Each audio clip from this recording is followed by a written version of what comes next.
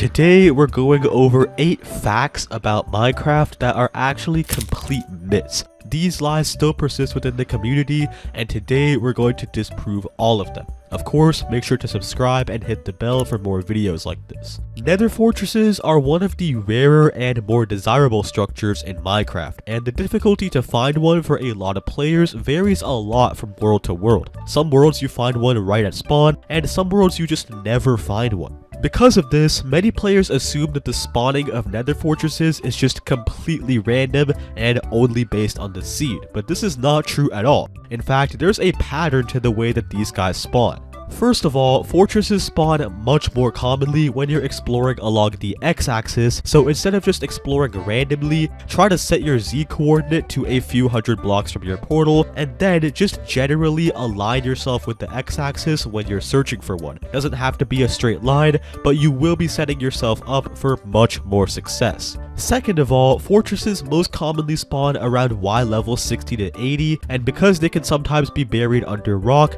you want to stay within that Y level range as much as possible.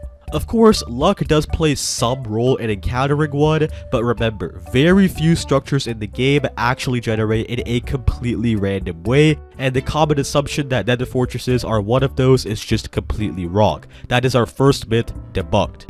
Our second myth revolves around the enchanting table. This myth is especially preached among YouTubers, and it is the fact that adding more than 15 bookshelves to an enchanting table somehow either gives you better or rarer enchantment options on your tools and armor. I've even seen some videos online saying if you place 38 bookshelves or something, you will get this specific rare enchantment or something like that.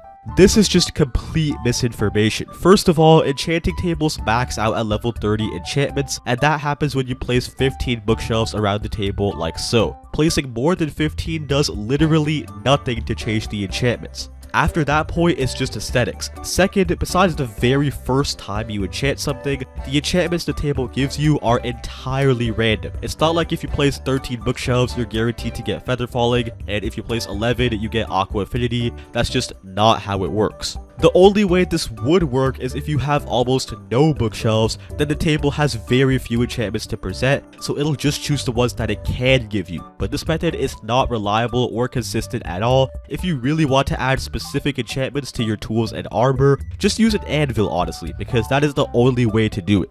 Speaking of enchanting, let's talk about a massive myth surrounding one of the best enchantments in the game.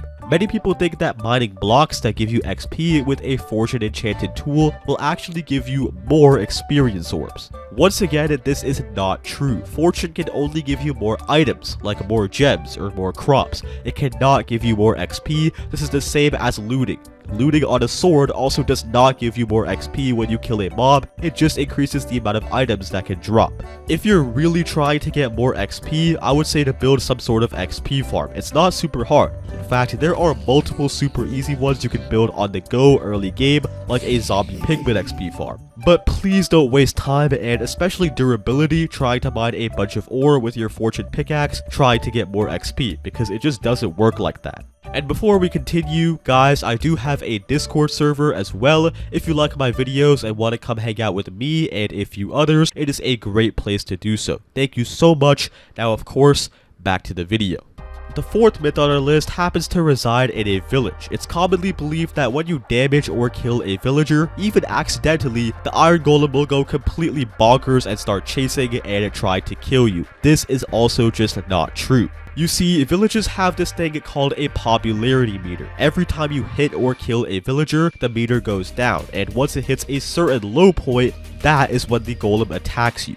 But losing popularity is a gradual process. You'd have to murder a man in cold blood in front of the whole town before your popularity goes low enough for this to happen. A simple punch to a villager is probably not going to make it dip low enough. So if you do accidentally just punch one, which does happen from time to time, you don't need to hide in the house scared that the golem is going to come after you. It's likely not going to care unless you do it multiple times. Also, if you do actually want to cause harm to a villager, I don't know why, it's none of my business really, just use lava or some sort of environmental damage. The game will not register this as damage caused by the player, meaning you could kill as many villagers as you want without losing any popularity or getting on the golem's bad side. So yes, golems getting mad when you attack a villager is a complete myth. That is our third myth debunked.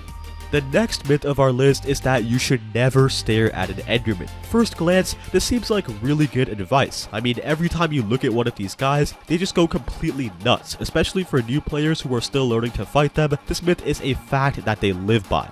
But there's a lot of things that are untrue about it. First, you can look at an Enderman's arms, legs, and torso without making it mad at all. It's only once you get to the head area and start making eye contact that they will actually get angry and attack you. Second of all, this is not true for Bedrock, but on Java Edition, staring directly at an Enderman's eyes makes them unable to move. Like seriously, they just will not move or teleport, and this makes it much easier to either gain distance on them or to run to a safe location. So staring at an Enderman even in the eyes is not a bad thing at all. It's when you look away and that's when it becomes a huge problem.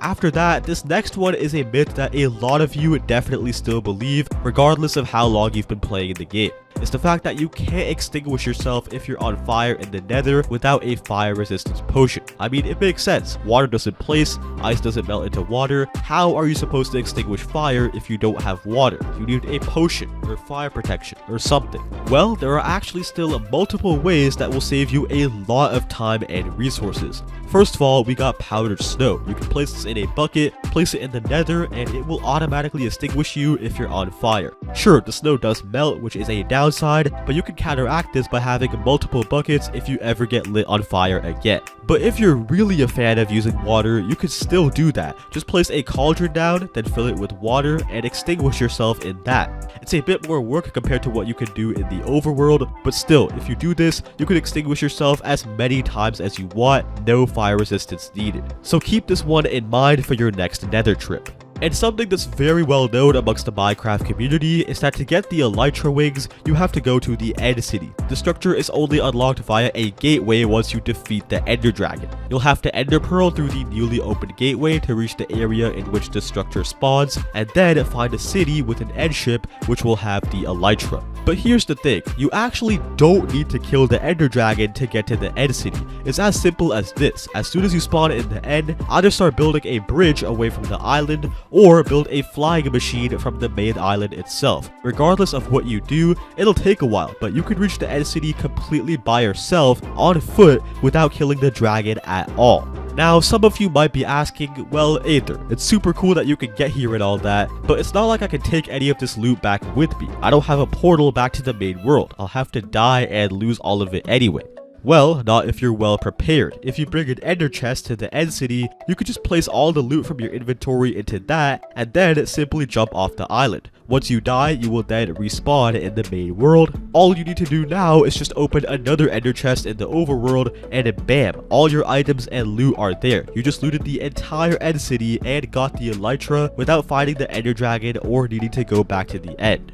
Now, this next myth could cost you your entire world if you're not careful, and that is compasses pointing to your bed spawn or respawn anchor. This is a total myth. Compasses in Minecraft only point towards your world spawn, or where you spawned when you first loaded up the world. Now, unless your main base is right there, which is pretty uncommon for most players, you are just going to be in some random forest or something, confused about where your base actually is, just basically forever lost. If you actually want to use compasses to navigate back to your base, you'll need to hook it up to a lodestone. These can be crafted, but the recipe is pretty expensive. You can also get them in bastions though, which is probably the best option. Using the compass on the lodestone will cause it to always point to the location where the lodestone was placed, even in the Nether, where compasses usually don't work properly. So now you will be led in the correct direction, and you can even have multiple different compasses that point to different locations in your world, which will make navigating so much easier. If you guys did enjoy this video, then please consider dropping a like and a sub, and as always, I will see you in the next one. Goodbye!